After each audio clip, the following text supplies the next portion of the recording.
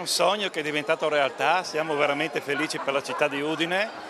È un evento che rimarrà, io penso, nella storia per la città, è una grande organizzazione, un grande lavoro dietro. È un sogno che si avvera per la Coldiretti di Udine con il villaggio che ha tinto di giallo tutto il centro del capoluogo friulano, portando il Friuli al centro del mondo dell'agricoltura e non solo.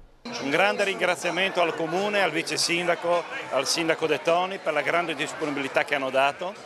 Un ringraziamento molto importante bisogna darlo per tutto quello che riguarda la Prefettura, la Questura, per le loro competenze che ci hanno permesso di riuscire oggi a essere qui presenti in maniera di sicurezza e di tranquillità. Sarà un evento di 3 giorni, come avete già visto è un qualcosa di veramente imponente, ma questo per noi non ci fa paura, anzi per noi è un modo di far vedere quello che è il mondo Coldiretti e far conoscere al mondo, ai nostri cittadini friulani quello che è il movimento di Coldiretti.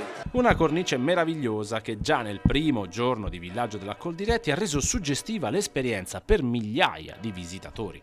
Sì, è una cornice straordinaria a Udine, in Friuli, come abbiamo voluto sottolineare, un territorio, una regione che ha molto da poter offrire in termini di qualità, di eccellenze che devono essere fatte conoscere di più. È proprio un lavoro anche in sinergia con le istituzioni territoriali, è quello che si sta cercando di fare. Non a caso abbiamo scelto il Friuli per questa tappa del nostro villaggio che crea una vicinanza fra quelli che sono i produttori e i cittadini consumatori.